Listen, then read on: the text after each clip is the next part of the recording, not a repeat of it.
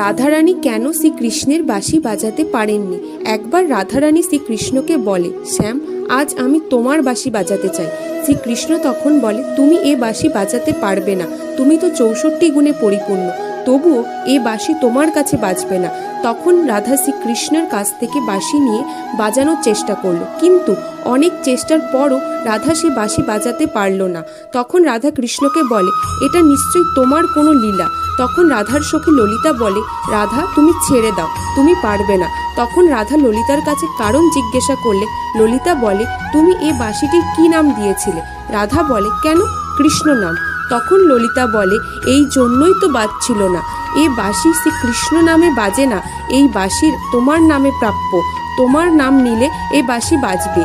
তারপর রাধা যখন নিজের নামে বাঁশিটি বাজানোর চেষ্টা করলো তখন বাঁশিটি বেজে উঠল। ভক্তরা কমেন্টে রাধে রাধে অবশ্যই লিখবে।